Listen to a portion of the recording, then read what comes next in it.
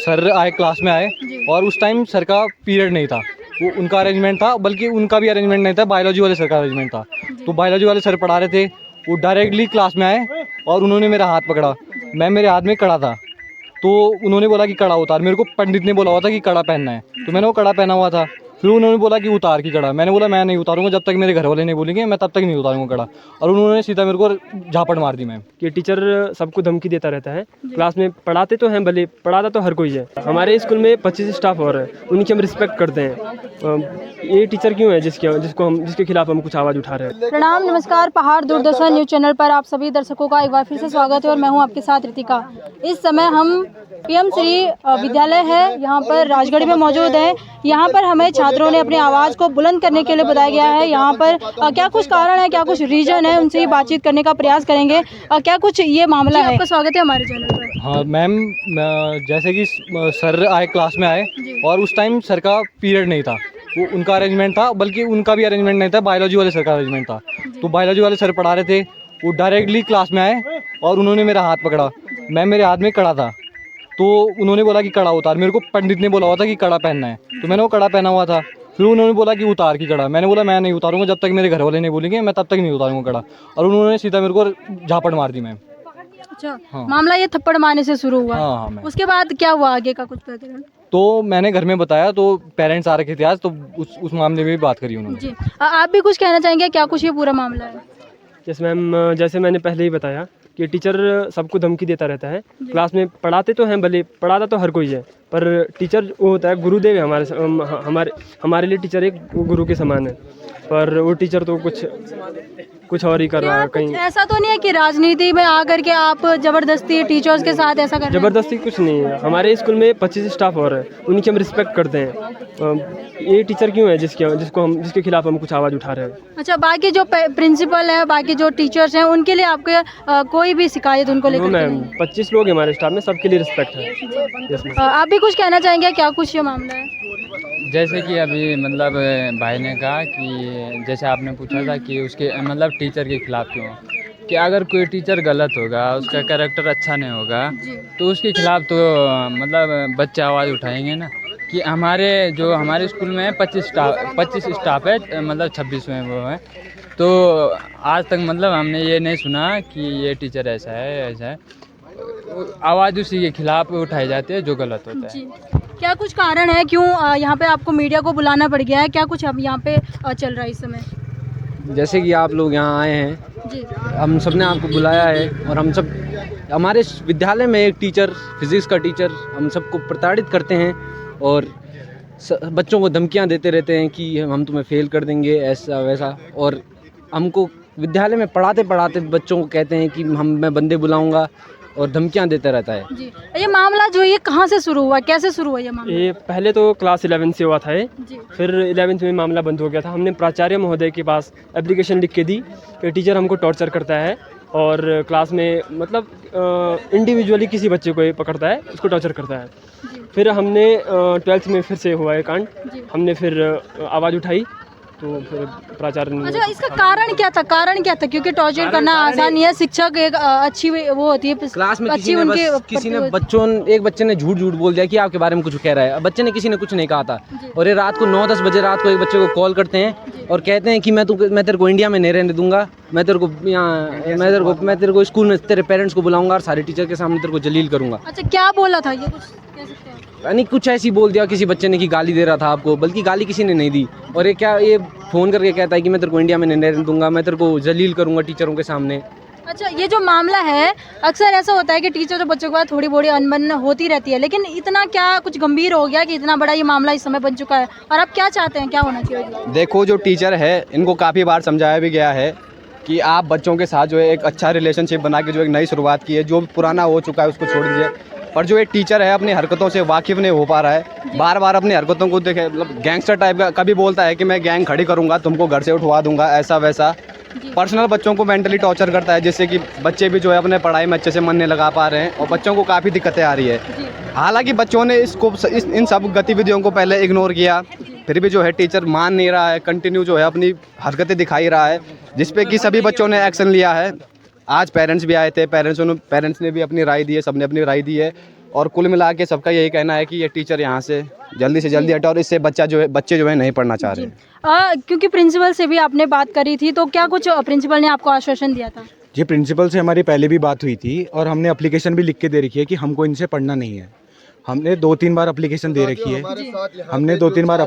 है, लेकिन उसके बावजूद भी प्रिंसिपल सर ने बच्चों के साथ काउंसलिंग करके हमारा ये डिसाइड हुआ था कि मतलब हम शांतिपूर्वक टीचर से पढ़ेंगे क्लास में। लेकिन हम मतलब पहले हम पढ़ नहीं रहे थे, फिर उसके बाद जब काउंसलिंग हुई तो उसके बाद से हम पढ़ने लग गए थे।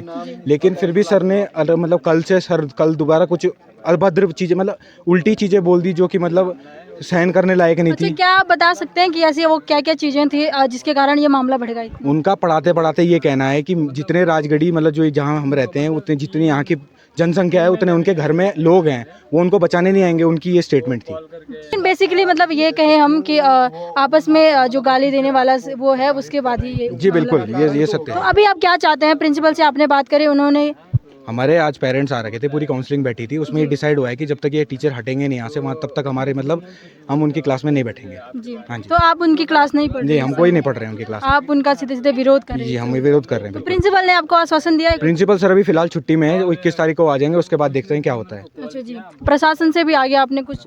हाँ जी, वो प्रशासन से भी बात हुई है, वो मतलब डिसाइड करेंगे, वो अपने हिसाब से पूरा काम कर रहे हैं, वो डिसाइड करके बता देंगे हमको। अच्छा, अभी भी अगर इस मामले में कुछ एक्शन नहीं लिया जाएगा तो फिर आगे आप क्या करेंगे? फिर हमारे पेरेंट्स दोबारा आएंगे और दोबारा इस बात को उठाया जाएगा, फिर दोबारा कुछ ना कुछ होगा।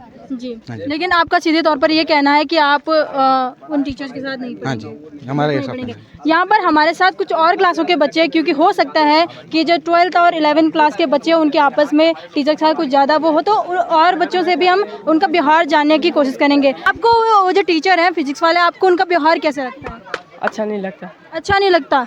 कैसे मतलब पढ़ाते हैं, अच्छे से पढ़ाते हैं? हमको पढ़ाते नहीं है। आपको नहीं पढ़ाते हैं? हाँ। अच्छा, जो आपने अच्छा नहीं लगता ये कैसे बोला, मतलब क्या कुछ आपने देखा है ऐसा? मारते हैं?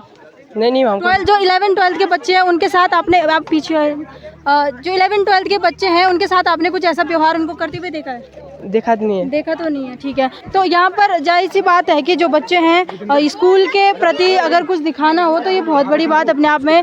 हालांकि यहाँ पर बच्चे जो हैं वो भी अपने स्टेटमेंट देने को तैयार इस समय नहीं है। कुछ और लोगों से भी हम जानना चाहेंगे। यहाँ पर हमारे साथ पेरेंट्स भी हैं। आपसे ये जो बच्चों ने ये मामला सामने रखा है, क्या कुछ इसकी पूरा घटनाक्रम क्या कुछ है इसका, और अभी आप क्या चाहते हैं इसमें? सबसे पहले तो आपका चैनल का बहुत बहुत धन्यवाद, जो आप हमारे ये बच्चों के पीड़ित में सामने आया है और इनकी आवाज़ को उजागर करने के लिए आया है। जी। तो मैडम, मैं सबसे पहले तो ये चाहूँगा कि टीचर, वैसे स्कूल एक मंदिर होता है और मंदिर में टीचर को भी हम भगवान का रूप देते हैं। जी। और टीचरों के अंदर अगर ये भाव हो कि बच्चों के साथ एक गलत ढंग से प्रताड़ित करना या गलत ढंग से उनको नज़रअंदाज लेना, तो ऐसे टीचरों को तो शायद स्कूल में ऑथोरिटी नहीं होनी चाहिए। जी। लेकिन हम लोगों तक जब ये इन बच्चों की आवाज़ आई, हम लोग स्कूल में गए, प्रिंसिपल साहब से बात करी, तो प्रिंसिपल साहब ने हमें आश्वासन दिया कि अभी हम 21 तारीख को वहाँ आएंगे और हम इसमें जो भी लिखित कार्रवाई हम कर रहे हैं। लेकिन अगर प्रिंसिपल साहब 21 तारीख को यहाँ इस मामले में अगर कोई निर्देश नहीं निकालते हैं तो मैं विशाल विश्व आंदोलनकारी उत्तराखंड राष्ट्रीय उत्तराखंड पार्टी से हूँ। अभी 22 में विधायक चुनाव लड़ा था, 27 की तैयारी भी कर रहा हूँ। लेकिन इसमें हम लोग स्कूल को एक राजनीतिक मामले में नहीं लाना चाहते। स्कूल एक मंदिर है, हम उसको एक मंदिर के रूप में देखना चाहते हैं।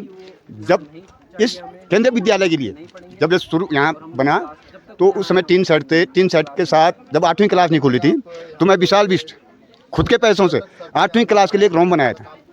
तो मैडम, जब हम इन बच्चों के लिए अपनी कमाई के साथ कमाई के कुछ हिस्से इनके लिए लगा रहे हैं, इनके भविष्य के लिए, और इनके भविष्य के साथ अगर ऐसा खिलवाड़ होता है तो उस खिलवाड़ को हम बर्दाश्त नहीं करेंगे। और प्रिंसिपल साहब अगर 21 तारीख को इस मामले में हमें कोई आश्वासन नहीं देता है तो हम इसमें भूख हड़ताल में बैठने के लिए भी तैयार रहेंगे।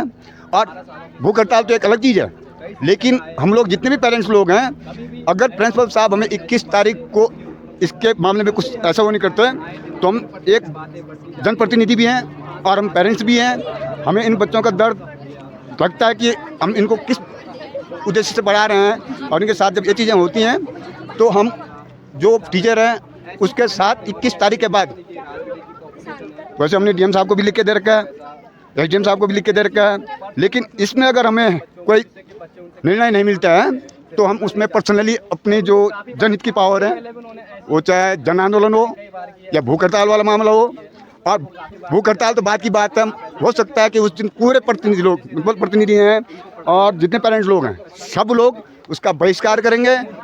अगर वो प्यार से हमारे प्रिंसिपल साहब उसको यहाँ से ट्रांसफ़र करवा दें, हमें नहीं मतलब, लेकिन अगर वो ट्रांसफ़र नहीं करवाते हैं, ज़बरदस्ती वो अपनी पावर का इस्तेमाल यहाँ करवाते हैं, तो हम उसका काला मुंह करेंगे और यहाँ पूरे राजगढ़ी में घुमाएंगे। जी। अभी यहाँ पर पेरेंट्स वगैरह नहीं दिख रहे हैं, तो क्या सुबह से यहाँ पर पेरेंट्स थे आए हुए? सुबह से कम यहाँ 50-60 लोग इकट्ठे थे, जिसमें हमें आश्वासन मिला था कि एसडीएम साहब भी आ रहे हैं। वो किसी कारणवश, जैसे आजकल आपदाएं चल रही हैं, तो एसडीएम साहब कहीं गए होंगे, तो उसमें भी प्रिंसिपल साहब से हमारी बात हुई। उन्होंने बोला मैं छुट्टी गया हूँ, 21 तारीख को आऊँगा और इस मामले में आपको कुछ न कुछ बताएंगे। लेकिन अगर वो हमें कोई निर्णय नहीं देंगे तो हम भूख हड़ताल में बैठेंगे, धरना प्रदर्शन करेंगे, गेट में ताला तक लगा देंगे। जैसे प्रिंसिपल साहब कह रहे थे कि आप उनकी घंटी में नहीं पढ़ना चाहते हैं, वो सही कह रहे थे। हमें और टीचरों की, प्रिंसिपल की कोई शिकायत नहीं है। इस टीचर की पहले भी कुछ शिकायत आई, उसमें जो भी था उस समय हम लोग घर में भी नहीं थे, लेकिन बाद में जब सुना। टीचर का नाम क्या है उसमें? तो टीचर का नाम क्या है? धन सिंह मीणा है, राजस्थान से हैं। और वो आदमी एक गलत ढंग से धमकियाँ भी देता कि वो यहाँ नौकरी करने आ रखा है या दादागिरी करने आ रखा है। उस चीज़ से अगर आप लोगों से भी मेरी रिक्वेस्ट है कि उनका भी वो लिया जाए कि आप लोगों को क्या दिक्कतें आ रही है और किस ढंग से हैं, और अगर वो अपना सही वो नहीं देते हैं तो हम 21 तारीख बाद यहाँ धरना प्रदर्शन करेंगे और धरना प्रदर्शन के साथ हम बच्चों को न्याय दिलाएंगे। जी। यहाँ पर हमारे साथ प्राचार्य प्रभारी जी भी मौजूद हैं। सर, जो ये प्रोटेस्ट यहाँ पर बच्चों द्वारा किया जा रहा है, क्या कुछ होनी थी वो बात हो चुकी है। ऑन कैमरा सर, आप ऑन कैमरा मैं सर, प्राचार्य नहीं हूँ, प्राचार्य आएंगे तो ऑफिशियली स्टेटमेंट वही देंगे। सर, कुछ तो मामला होगा ना, क्या कुछ आपके संबंध? आप पेरेंट्स ने जो शिकायत की है वो शिकायत की एप्लीकेशन जब प्राचार्य आएंगे उनको दे दी जाएगी। बस यही है और मुद्दा। जब तक किसी चीज़ को आप समझ नहीं लेते उस पर कैसे कमेंट करोगे? समझ में आ रही बात? तो जब आप किसी की शिकायत करते हैं तो उस पक्ष से भी पूछा जाता है कि भाई क्या समस्या है। जी, इसीलिए सर आप लोगों से पूछ रहे हैं कि बच्चों का तो हमने सुन लिया, लेकिन आपसे भी हम जानना चाहते हैं कि क्या कुछ ये मामला है, क्या जिसके सही खिलाफ है, शिकायत है उनसे भी तो पूछने का मौका मिलना चाहिए ना। जी। ऐसा तो नहीं है ना कि तो क्लास में ही थे सर, तो आपने उनसे बातचीत नहीं की? जब पेरेंट्स अभी तक आए हुए थे उनके सामने आपने बच्चों से बातचीत की कि बच्चों ने क्या कहा, तो उसके बाद आपका क्या? बच्चों ने शिकायत, मैंने बताया था ना कि आपको जो मेरी जो लिमिट है मैं वहाँ तक उस टीचर को लिखित में दिया गया है कि भाई आप अपना स्पष्टीकरण दें। तो जब वो स्पष्टीकरण देंगे कल तक, उसके बाद आगे की जो भी कार्यवाही करनी होगी प्राचार्य। तो अभी छात्रों का कहना है कि अगर जब तक वो टीचर हमें पढ़ाएंगे तो हम क्लास में नहीं लेंगे, तो फिर इस पे आपकी कार्रवाई? ऐसा कुछ नहीं होगा, उस चीज़ को आप हाइप मत करिए। केंद्रीय विद्यालय राजगढ़ी में हम मौजूद है इस समय। यहाँ पर जो मामला है वो बहुत गंभीर हो चुका है, बहुत पेचीदा रूप इसने ले लिया है। एक तरफ बच्चे हैं और एक तरफ जो स्कूल के टीचर्स हैं, स्कूल स्टाफ है, वो इस बात का खंडन कर रहे हैं कि आप बच्चों को भड़का रहे हैं, यहाँ की पेरेंट्स बच्चों को भड़का रहे हैं। तो क्या कुछ ये मामला है, इसको हम और गहराई से समझने का आगे प्रयास करेंगे। बने रहिए हमारे साथ। अभी के लिए इतना ही काफ़ी। नमस्कार।